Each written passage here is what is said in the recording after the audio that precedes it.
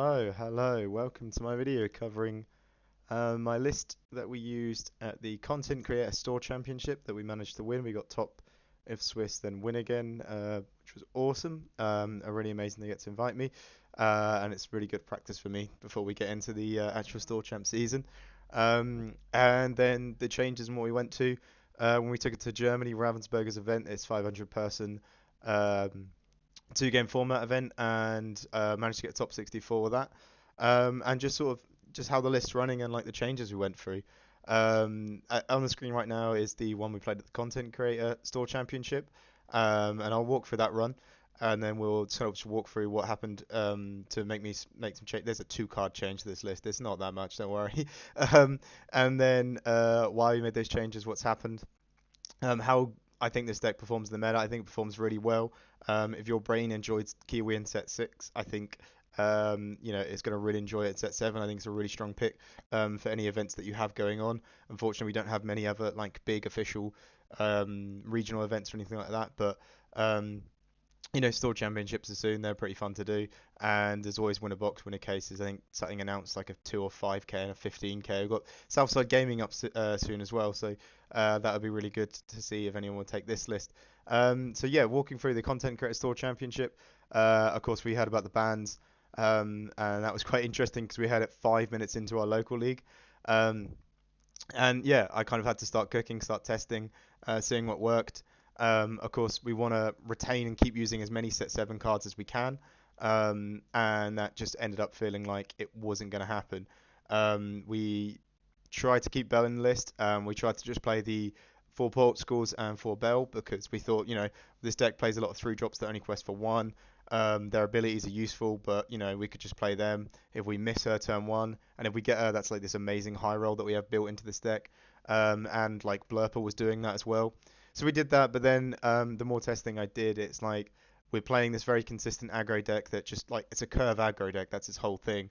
Um, but now we're introducing this high roll, and when you introduce high rolls, you also introduce low rolls to the deck. And of course, with like it's exactly the same as green steel or amber steel. They introduce all these high rolls to their deck, like green steel. It's used for the example of Diablo Shift turn one, and you can heavy mulligan for that. And if you don't get it, you end up with this kind of like poor hand where it's like pieces of a good hand. Whereas we could do the exact same thing for Bell. We find a port, we full mulligan for um, what's it called for Bell, and we send back our two drop or whatever, and we end up getting this kind of weak curve instead of what we wanted. So we introduced so many low rolls, and it just felt it wasn't doing what I wanted the deck to do. And then of course I went on. It's kind of like a little hiatus of trying out every other deck in the game. I tried like Green Steel, Ruby Amethyst, Amber Steel Song, and none of them seemed to click. None of them seemed to work in their own right. Still like good decks, amazing decks. Like Steel Song is probably the best deck in the format. That with Ruby Amethyst being Steel Song and Ruby Amethyst probably forming like the best decks, and then Ruby Sapphire with a good pilot is like unstoppable sometimes. So we just like right, we're not going to get any wins by like chasing any meta choices. We don't have any time to build anything unique.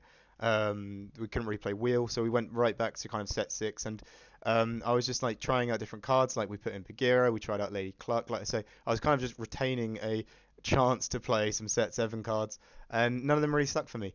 None of them felt like they won me anymore. It felt like I would just be including them just for the sake of including them. Like we tried Mulans and stuff like that. Um, and none of it really worked. And back this time at the meta, like we green purple was kind of the dominant one. It was like the one that everyone was talking about. I assumed we were going to see a lot of green purple at the event. We didn't play into any um, what do you call it?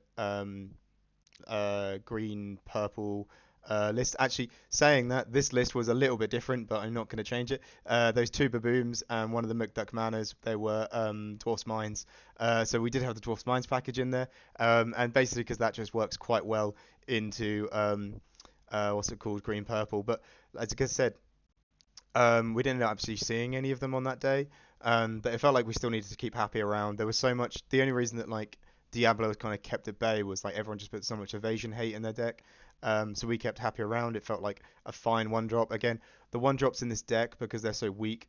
We don't have a Daisy or anything like that. We kind of just basically want to play something that just sits there in quest for one and maybe has some utility. So in this deck, it has a shift line or it has a or Happy can check evasives.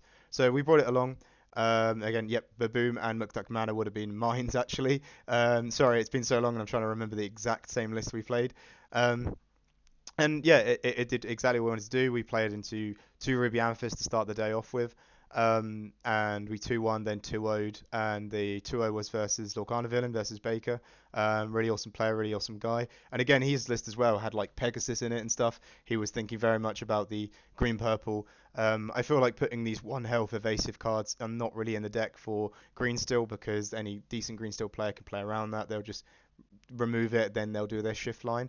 Um, so yeah, but again, it kept performing quite well. We managed to win every game in Swiss, and then again, I paired into Alphos in the final round, who was also running the exact same list as us, because he just asked for a list, and we just sent him the one that Ali was using, and all of the cards that she was using, so it was the exact same 60.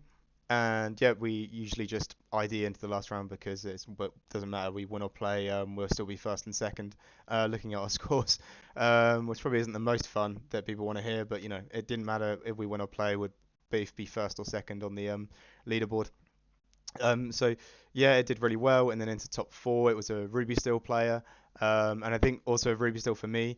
I don't know exactly what is in the deck half the time, because I don't really know what Ruby Steel does, and I've never really seen a concrete Ruby Steel list where it's like, oh, these are the core cards of Ruby Steel. So that was very interesting to play into. Managed to win that 2-0, and they're a lovely opponent. But yeah, like with Ruby Steel, it was even that Kawa came over. I think he ended up finishing ninth and said, "How does Kiwi do into Ruby Steel?" And I said, "I don't know, mate. We're gonna figure it out now because I've never played into Ruby Steel or this deck before." Yeah, it felt fine. Like Calhoun does a lot of work. It felt if it was a Shark build, I think I might have struggled a bit more. But I feel like maybe out of all the Shark decks, that's probably the one that performs the least and uses the Shark the least. So yeah, it was fine, and then we went into the final round versus Lorcana Decklist LD from the podcast with Artabax, and yeah, that was fine as well. They were on purple still. We'd played them in Spirit Swiss and we'd won 2-1 with the also losing the die roll as well. So I still felt that was going to be a tough matchup. Purple still has this ability to just run away with the game with its two questers, like the genie mainly. When I say it's two questers, so it floods a bunch of one drops that will like replenish their hand and draw them cards, and then they can just run away with the genie. And I think yeah, that was mainly down to it could have been either of the decks that took the game. That day we were both playing the Robin Hood package, and fortunately just the cards I drew were the right ones in the right order basically. Managed to get some Cogsworth locks down, which means I could trade the boards up nicely, and we got over the line and we finished 2-1 versus that. And I believe his list was very much as well. He'd built it expecting that green purple was going to turn up and be quite important. And there were green purple players in the room at the time. So yeah, and I think I want to really mention that day one, that first event versus the um, all of those different Amethyst matchups we mentioned in there. There was two RPs and a purple still, and I think we got fairly good results versus them because when we played in Germany, we didn't play against any Amethyst decks until the top 64 game. So it was kind of like I was getting in my head that, oh wait, do we just beat things that aren't Amethyst? And then that was like after the event had done. But then I remembered like no, we played basically the same list in the Store Champs content creator event, and no, it was performing fine versus Amethyst. Of course, the Fox and the Crab, if played correctly, can be very, very challenging for the deck, but I still think it performs well, and they're just another hurdle. I don't think that makes it almost an impossible matchup for us. So yeah, that was really very a fun day. Awesome. Thank you very much for the invite. And yeah, we'll probably just be playing Kiwi and Store Champs again. So going over to the list that we brought for the Germany event. Again, like it was, I think the changes that we've done and why I've got this list was when we got home from that event, we took the mines out completely and we just put two babooms and we put I don't know what that is on my screen. Don't worry, we'll fix that in post or probably not. The only changes I got when I got home was I took the mines out and I put baboom and McDuck's Manor in there. It felt like to me, whenever you did the mines, like it might answer the immediate, so like you might remove a genie, but the tempo loss of paying that 2 ink to move to it was never good enough to like afford it in the deck. And then it's like, well, now you've got players in your deck that are basically traps to make you lose the game. because sometimes you'd have full ink to spend on something like a Scrooge, but there was also some target on the opposing board like a Cindy, or you could move Happy, hit a Genie, and you think, well, I'll do that then because I can remove it. And overall, that would end up just being the wrong play completely, because if we were to play the Scrooge and just start racing them, we would still have, we'd have 5 questing power on board because we have the mine and we have Happy. But instead, we sometimes just do plays like that, and it just felt wrong. And then I was like, so why do I need the 2 damage? And to be honest with you, it's mainly for Diablos when there's too many Diablos, mainly when there's two. I think that there's one Diablo on the board, that's fine because the deck doesn't really draw much. So all we're saying is they have to spend 3 cards to do a 3 card combo, and then they get 1 extra card draw every turn, so they have to wait 3 turns before it pays off. But if they're able to like shift Diablo then on 3 player Diablo, they end up getting a huge hand advantage, and it's kind of just not really a good spot for us. So we took it out. We just put Baboom in, and again, like Robin Hood shift lines were another thing that was very awkward for us. We didn't really like them. Like if you were on the draw and they Robin Hood shifted and you hadn't Robin Hood shifted, they could just run away with the game. So we just swapped to Baboom and we were like, yeah, because this is inkable and we don't need it, which is like 90% of the time we don't need to use this card. So we can just put it in the inkwell, and we just didn't want it to break up the hand. But then we went to play in the Germany event. Again, I did the rounds of like testing tons of decks, and I was like, why don't I just play the deck that I know quite well and know consistently works? So I just went to this. We played it a bit, and then I was like, I don't really like some of these cards. I don't like that Scrooge sometimes bricks my hand. And Alphonse as well, when he said he played the deck, he said you don't really need Scrooge because he feels kind of not win more, but you'll get to a point where it'll be turn 4 and you want to play a Pluto, you want to play something else, but you've got this big 4 uninkable duck in your hand that quests for 2, and you're like, well, I have to ink and play this because otherwise I'm never going to get this on the board. I'm never going to convert it to ink. What is it doing in this deck if I'm not playing it on this turn? You play it and then just Zeus it, or like bounce a crab and run a fox into it, and it's like, oh, okay, this was just not great for me, but I had to put this Scrooge on board. But then sometimes when Scrooge works, you can play him down and you can get Cogsworth out, and he can start doing some trading. That's pretty awesome. So I still don't think Scrooge is a terrible choice, but we were like, no, I need to make it more consistent because it's 2 game format. So we took it out and we put Wendy Darling in there. She's an inkable, basically guaranteed 2 lore unless they be prepared the board. Like we're not seeing Grab Your Swords, we're not seeing Tinkerbell anymore. So once she's played down, she's going to be able to gain you 2 lore. And then we're like, what other things does she do? Because otherwise we could maybe just play a different character if we don't want to play Wendy Darling. But if you go Calhoun, Wendy Darling, and they get a Robin Hood shift line out, you can quest Wendy Darling, buff Calhoun, and then take out the Robin Hood shift. You can buff Happy to take out evasive. So like say if they have a genie, you can quest and buff Happy and then take out the genie. And I'll admit like so many people just don't realize really what Wendy Darling does, or they do read it like you'll play it on the board and they'll go, oh, she gives support and she has ward, cool. Quest with genie, and then you buff and they go, oh wait a minute, yeah, I wasn't thinking that you could do that. So it's just a card that's like so outside of the meta that it's just not really teched for. Um, I think there's like many Sisus anymore, but again, like into those rematchups, she just does that job of after B prep you play her, and I think it's only really Tremaine or another B prep that will remove her. This like everyone's on 4x Elsa, so I was like, I just need a thing that I can play on the board and can guarantee when I turn it sideways it will gain me lore.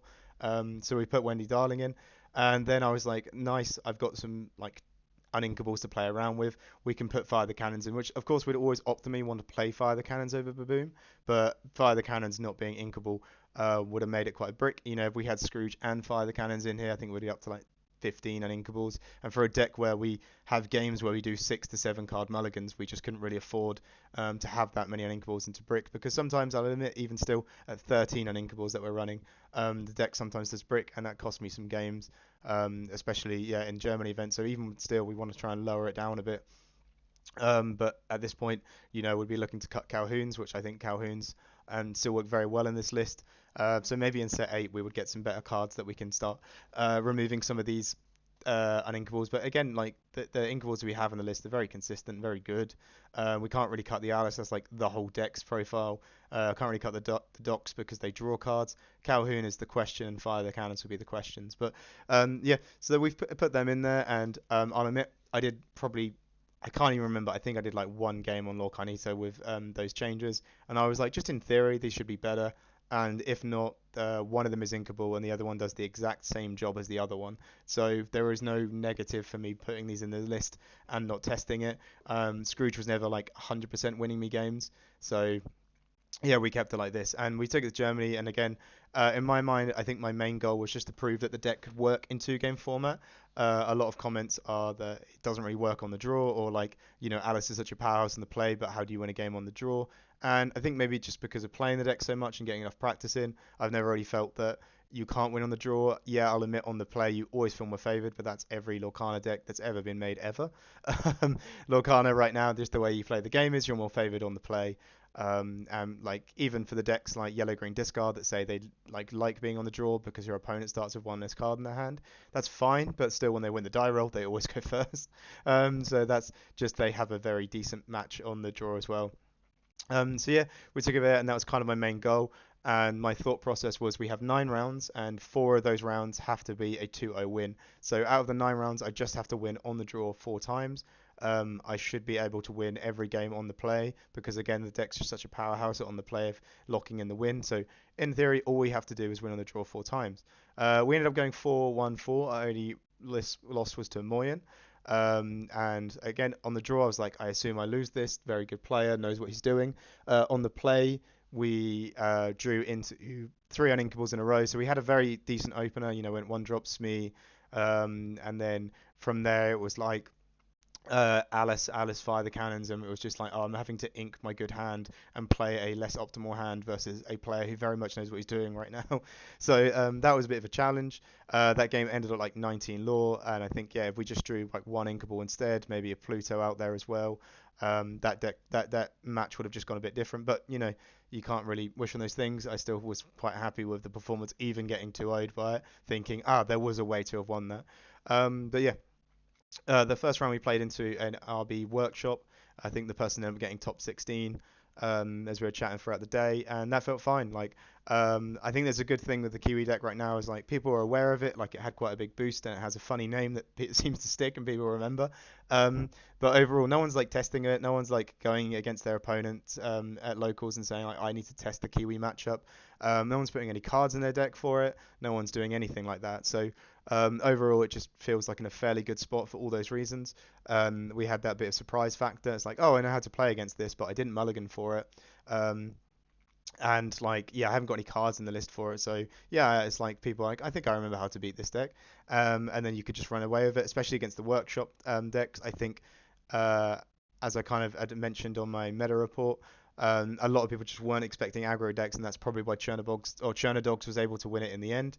No one was really expecting to play against these any aggro decks. They just thought it wasn't really in the meta because of the Peter Pan Sharks and like Ruby Sapphire Sharks, but that meant all the aggro decks basically had opponents with non-text lists for it. So yeah, my opponent's having to play Workshop to draw a card and pass turn, put no pressure on the board, nothing like that. Mana's safe, like all my characters are going to get another turn of questing, and we managed to just get away with it. And as I said, that player did really well. He managed to make cut and then get to top 16. So his deck really performed well at that event, but of course he was a matchup that we really wanted to see. And then into the next opponent, we played into a Steel Song. And yeah, we just got into that spot where we really want to get to, where we got the Alice established, we've got Cogsworth established in both games in the end. We're able to just quest. They can sing some removal on our 1 and 2 drops, but majority of stuff has ward. Pluto is out, so they've gone for the Singer line, where they've set up like a 1-drop Singer and a 2-drop Singer and a 3-drop Singer, but overall they're going to have to run them into the Pluto to start touching things because everything has ward, and there's a bit of a clock now because Alice and Pluto together will quest for 4 every turn, and then everything else we play on top of that will quest and close that gap. So yeah, we just got into those really good spots. Like you can also get into a spot if they've gone for the Singers rather than the Questers. They've got like Smee, Lawrence, and Daisy. If they ever wheel, you should already be ahead and be able to flood and play Pete's and just keep closing their gap. So yeah, that just felt really strong, really good spot. And then from there we got a few splits, like against Ruby Sapphire, against the Green Steel. I think the Green Steel player as well managed to get top 16 or top 32. I can't remember exactly, but I remember seeing him still play later on as the top cut.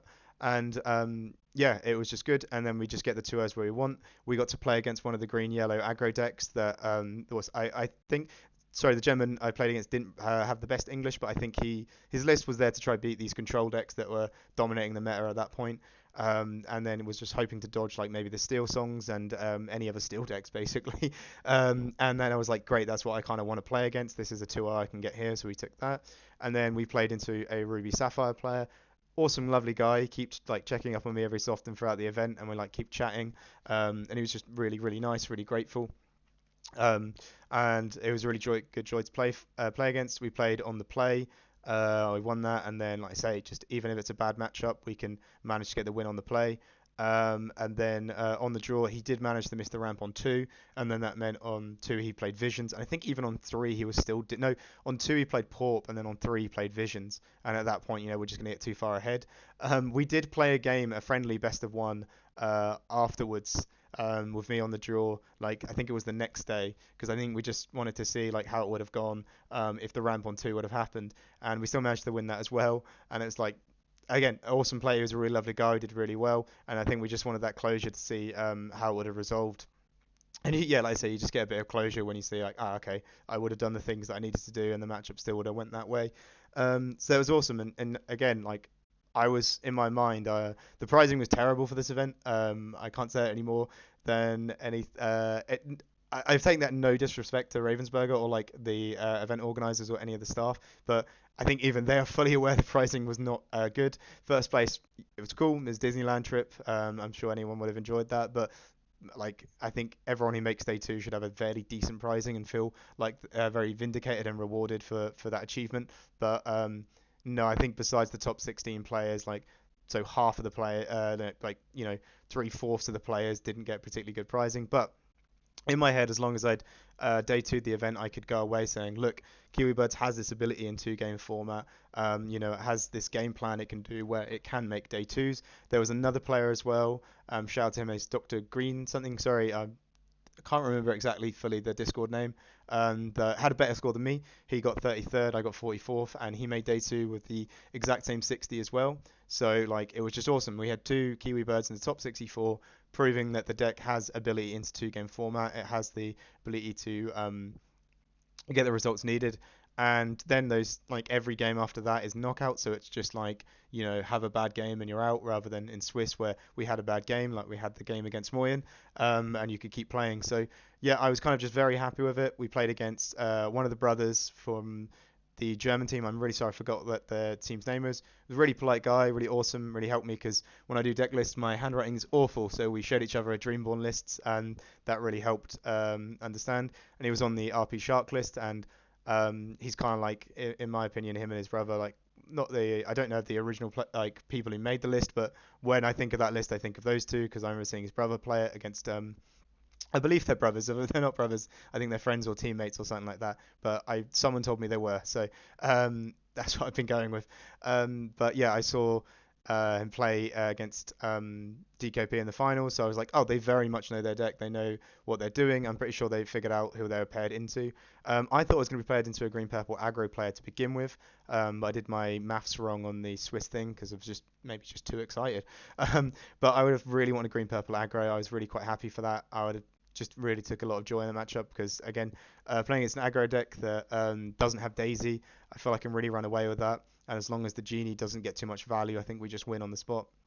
So that would have been a fairly more favoured matchup. But the RP Shark, I hadn't actually played in too much. That deck hasn't hit the UK as big. And on Lorcanito, I only see it here and there. And as well, playing against players who know what they're doing with the list was another big thing because it's such a new list. Not everyone who picks it up knows what they're doing.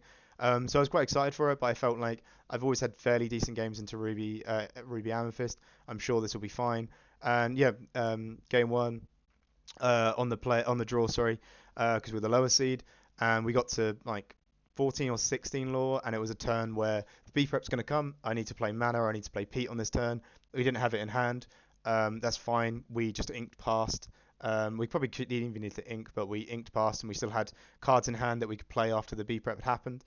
They played the B prep, and then the next turn we play the cards on the board that would, I believe, equal the lore we needed to win the game. They B prep again. Very unfortunate. Maybe you should try and play around two B preps, but the issue with that matchup is I have to apply enough pressure so they can't just sit there and play rabbit bounce or friends on the other side or finders keepers and then basically farm the answers they need in their hand.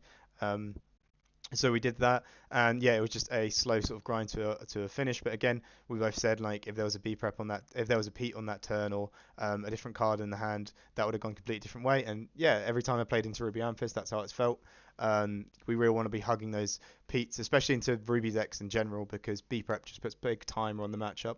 And then game two, we got our hand. I think it had the Alice Pluto in it, but it had literally we do nothing until turn three or turn four. No, I didn't think it had Alice Pluto in it. I think it was a lot of five drops and like strength or something. So we looked at it and we tried to make it look like there was something to play in there, or I hope there was something. I was maybe just fishing for something to play in there. We didn't. We did a full seven, and sadly we didn't get a one drop or a two drop.